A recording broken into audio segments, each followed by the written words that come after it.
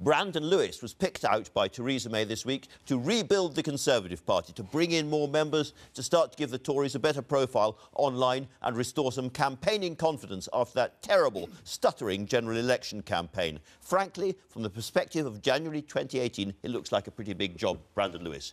Can I start, however, by asking you about the John Warboys case? Can you confirm the government is looking for judicial review to reverse the decision to release John Warboys?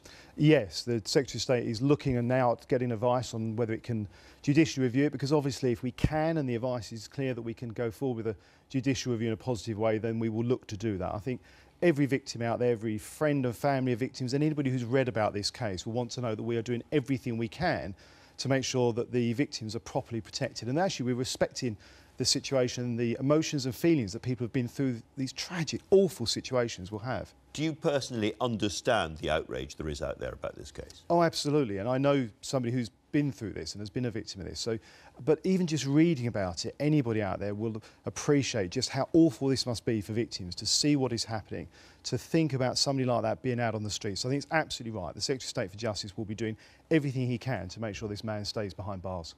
Right, you've taken over the Conservative Party as chairman. Would you like to see the Conservative Party having more members?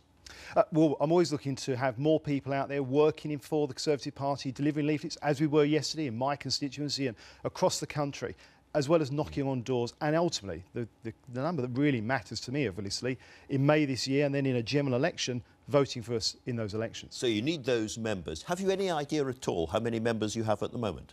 Well, look, we've got a party that is devolved. We have a localised party. Membership is done locally. One of the reforms that I do want to take forward, Andrew, if you just let me finish this point, is I do want to bring that, the numbers and the data around membership into a central base. So in the future, yes, I will be able to give you an idea of our numbers, but right now, and ultimately my main focus is on the people who vote for us. Isn't it simply a matter of addition?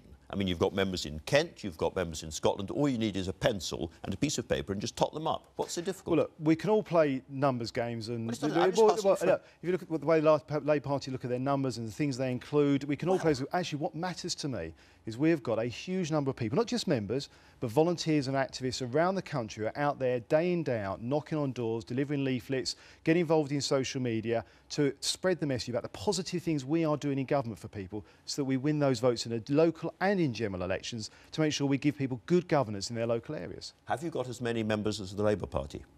Well, so I'm not going to play a numbers game, though, as tempting as it is, Andrew. What I'm focused on, actually, what I have got... This is not just a numbers game, if I can say, is that they are absolutely taking you to the cleaners online, as you've more or less admitted, and they have lots and lots of people they can mobilise up and down the country to hit constituencies with lots of actual bodies knocking on doors and handing out leaflets. The Conservative Party has nothing like that number of people. We have a huge number of great people out there, delivering leaflets, knocking on doors every day. And actually, as we saw at the last test, which was obviously in June last year, where we didn't win the seats we'd like to win, but we did get over 1 million more votes than we had before, 42.4% of the vote, biggest vote share we've had in decades. And I want to make sure we're building on that. And actually, as you say, quite rightly, building in our online presence as well, but doing it in a respectful way. Now, talking of the online presence, you've more or less accepted the Labour Party doing better on Twitter and Facebook and stuff at the moment, and you are fighting back. Let's have a little look at one of the things that you're using to fight back. Came online, I think, this morning. We've banned credit card charges. Is that true? Well, the government's bringing that ban through. It's something that's coming through across the European Union. Where's it come from? Well, it's coming through across the European Union. It's here. An EU directive, is it not? Which, of course, we are, at the moment, currently part of. So you say we've banned credit card changes, the European Union has banned credit card changes, and you have been satirically mocked online already by Guy Verhofstadt for saying, very, very pleased the Conservative Party has seen the benefits of European legislation. Well, obviously the Conservative Party and our MEPs and our MPs and through the Council of Europe and all other areas, we are fully represented and part of that process of making those decisions. But I think what is really important... Slightly embarrassing though, isn't it? No, it's not. And actually we've got to spread that message much more widely around the things we're doing here at home, whether it's the work we're doing on the environment and making sure we're leaving a country better than we found it, but also make sure we do it with respect. What we're seeing in the Labour Party is the way that the online media is being abused in a way, and people are being abused on it, that is not acceptable. OK, so you're going to crack down on all online abuse. You want Tory councillors, Tory candidates of all kinds to sign up to a respect pledge, and you'd like Labour Party to do the same. That's basically what you're saying. Absolutely. We'll be drafting up a pledge. All our candidates will sign up to that pledge to behave responsibly and show respect online during the elections. And I do expect, Jeremy Corbyn's on TV this morning, I think, he should be is coming out and standing up to this. Because when we've got people at the top of the party, the Labour Party, the Shadow Chancellor, use the kind of actions, the language and behaviour they are, endorsing threats against other MPs, well, again, physical threats. He was quoting somebody. Yeah, but he's not apologised for that. He's not he's simply condoned that. Well, he was quoting we've got to make sure. Rather, well, yeah. So he says. But if you look at the recording, that's what he actually said. All right. What we've got to make sure is that all of us at the very top of the party we avoid this rot that we're seeing at the top of the Labour Party, and we actually show from the very top. We will use respect. We'll argue our case robustly, but with respect. I think no politician has had more abuse online and in person than Diane Abbott, including from Conservatives. Can you apologise to her if everyone's going to be respectful for what's happened to her? Well, nobody should suffer, and I do mean this cross-party. Any kind of personal, physical abuse online, it should be robust exchange of views. If we disagree on things that people are doing, we can agree on that. Abuse is a different thing, and that is not acceptable. And I will go further. If people in our candidates in the elections this year breach that code, and there is evidence they've breached that responsibility pledge, we will suspend them. And I call on the Labour Party to stand up and make the same statement. All right, let's move on to another subject. It's reported today that although Donald Trump said he wasn't coming for the February visit because he didn't like the sighting of the embassy and so forth, actually, the real reason is that he doesn't feel enough love from Britain for him. And he fears specifically that the Conservative Party thinks about him much as Jeremy Corbyn and Sadiq Khan think about him.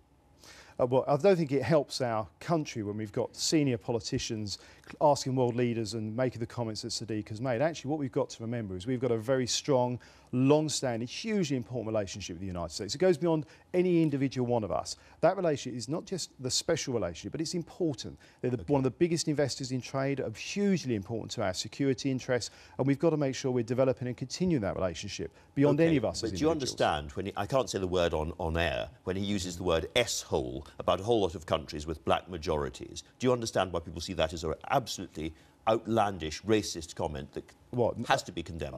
Any of us should be using that kind of language, but I should also just be clear. I think the last thing I saw was the President himself was claiming he didn't actually say that, but no, that is the sort of language nobody should be using. So would you like to see him come to this country this year? Actually, what I find slightly odd, and Emily was on just now, is of course Emily on this show less than a year ago said that he should be coming. I think it is right that the President of the United States has a welcome him to the United Kingdom. It's a very important relationship for us, and one that we should be looking to develop in the future for the benefit of all our residents and, of course, our industry businesses and our security relationship. OK, one big policy issue, Carillion, a company which is on the edge of collapse, looks after, maintains half our prisons, many schools, many hospitals. Isn't this a classic case of the dangers of privatisation, that you put a private company in deep into the business of the state and then it gets into trouble and you have a real problem about whether you're going to bail it out or what are you going to do with it? Well, obviously, there's a large amount of work. We're keeping a very close eye on this, make sure there are all plans and contingency plans in place. But it is a going concern. This is a business that is a going concern that we would look to see, and hopefully they'll be able to work with their partners to get the working capital they need to continue providing important services. Is there any chance of the taxpayer bailing it out? Well, I'm sure you'll appreciate, Andrew, it is a going concern. It's a very commercially sensitive situation, so I wouldn't comment further than to say it is a going concern. Rule out the taxpayer bailing it out. I would hope to see that the working capital they need will be there working with their partners, but of course ministers and my colleague, the Secretary of State of Business, is keeping a very close eye on it. Brandon Lewis, thanks very much indeed for joining us today.